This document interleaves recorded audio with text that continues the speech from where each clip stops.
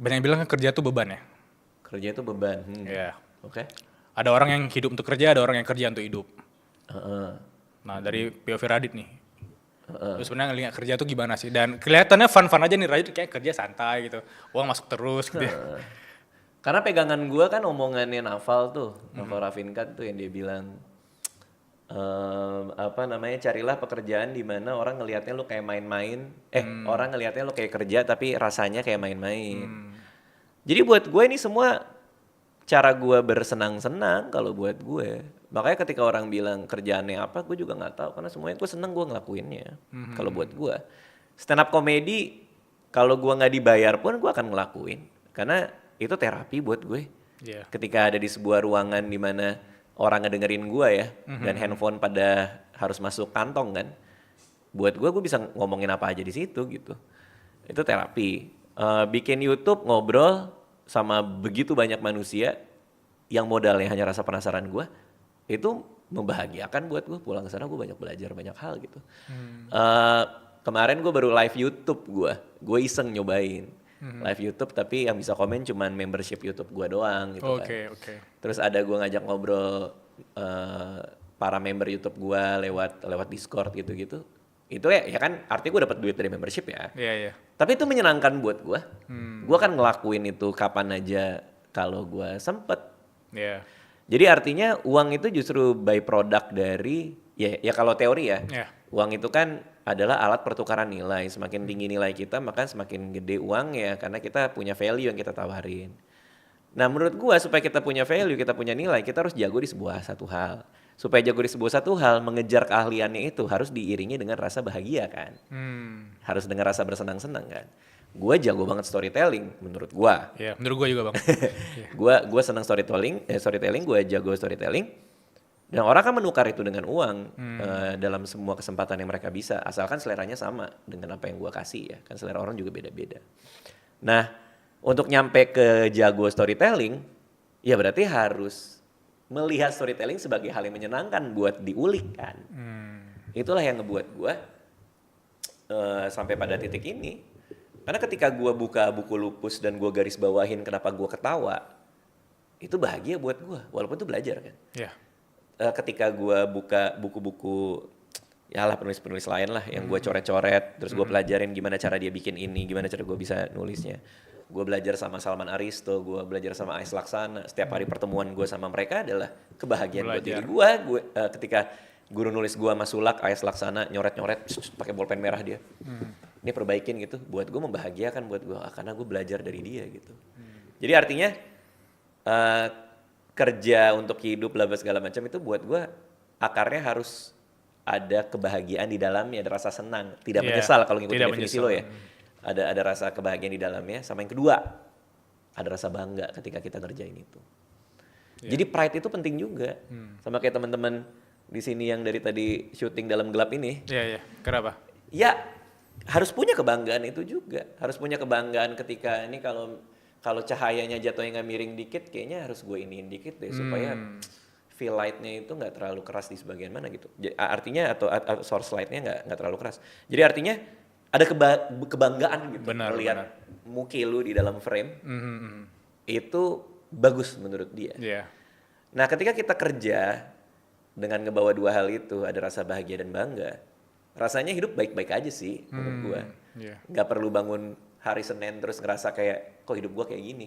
Karena ada kebanggaan dan bahagia di dalamnya gitu sih. Ada bahagia dan ada bangga. Makanya ini karena gelap ya. Kalau dihidupi lampu nih dada gini semua dari tadi. Wih luar biasa. Karena bangga jadi videografer kan. Iya. Mau ikut perang lu. Tegap banget badannya. Iya. Tadi lucu gak bang? Apa? Tadi gue lucu gak? Lucu. Thank you. Gak perlu dibahas juga sih. Lewat aja. Karena gini bang, karena gini. Maksudnya dari kecil gue pengen masuk suci kan misalnya. Wah dijuriin sama Radit nih. Ini kan juri langsung. Wih. Gitu kan? Lo bener mau stand up sekarang nih? Gak gitu bang. Langsung mundur. Gak gitu. Gak gitu. Kita kan aja gak gitu. Oke, mungkin dari semua story yang lu jelasin tadi itu menggambarkan kalau lu bahagia, lu bangga sama apa yang lu kerjakan dan terkesan mungkin journey 20 tahun lebih lu jadi storyteller itu kayak Radit, apa yang dibikin Radit itu terjual terus. Apa yang dibikin Radit itu kayak berhasil terus. Lu pernah gak sih ngerasain kayak gue lost atau gue gagal ngelakuin sesuatu dan kapan itu terakhir gitu? Karena gue selalu ngerasa gagal, itu persoalan gue. Oke. Setiap hal yang gue lakuin itu gue gagal. Tapi gue, abis itu gue bikin lagi, gue gagal lebih baik. Abis itu gue bikin lagi, gue gagal lebih baik lagi. Artinya kayak gimana ya? Gue bikin Malam Minggu Miko episode 1 deh.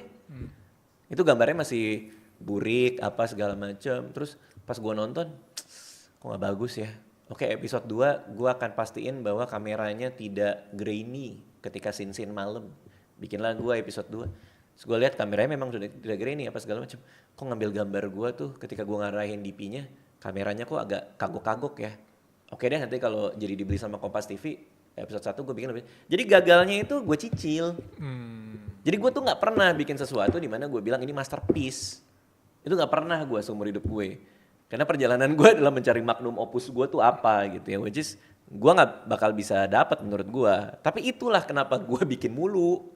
Karena setiap itu gagal lebih baik, gagal lebih baik, gagal lebih baik. Gue bikin buku Timun Jelita yang pertama gitu kan. Terus banyak tuh yang bilang kayak halamannya terlalu tipis, terus elaborasi plotnya tuh kurang ke karakter yang lain segala macam. Oh ya udah gue bikin buku yang kedua. Gue bikin buku yang kedua dengan catatan yang itu. Jadilah terbitlah Timun Jelita kedua. Gue bikin mini album Timun Jelita, which is gue menciptakan 4 lagu di dalamnya. Begitu keluar, orang-orang bilang, ini kok mixingannya agak kurang bagus ya karena suara vokalisnya jadi agak mendem. Oke, gue catet. Jadi dari yang kedua mixingannya gue lebih perbaikin. Artinya gak pernah gue seumur hidup gue ngeluarin sesuatu terus gue bilang sukses nih gitu, gue gak pernah. Masalahnya itu mindset. Itu gue gak tahu adalah sebuah berkah atau kutukan ya untuk punya perasaan itu ya. Karena kalau lu pernah nonton stand up comedy gue yang sekarang ya maksudnya ya, yang kan gue lagi bikin special show, cerita sial, cerita sebel, cerita cinta. Ini lah cerita sialku, tinggal 1 kota lagi di Pekanbaru. Pekanbaru ya. 61 show Pak. Di show kan 60 kemarin di Solo. Udah 60 show. Pecah, rame, orang pada ketawa. Begitu selesai, gue biasa aja. Gue manggil tim gue, sini namanya Winnie sini. Tadi yang kurang apa? Kayaknya gue masih ini deh, masih ngeraba di bagian ini. Udah 60 show. Tetap yang gue tanya jeleknya di mana gitu. Jadi artinya gue nggak tahu ini muncul dari mana rasa ini. Tapi ini yang ngebuat gue jalannya jauh banget. Ini yang ngebuat gue produknya banyak. Ada film, ada stand up, ada apa, ada ini YouTube hampir tiap hari lagi. Iya. Iya kan? Kadang-kadang gue tuh sampai kayak ditelepon adek gue, are you okay dia bilang. Bukan are you happy gitu ya? Iya bukan. Bang, are you okay? Lu banyak banget ngeluarin ini itu. Di sela-sela tour gue ngeluarin mini album dan buku, dia juga kayak are you okay? Iya oke aja gitu. Jadi artinya karena dorongan itu sih, dorongan gak punya rasa puas itu gitu.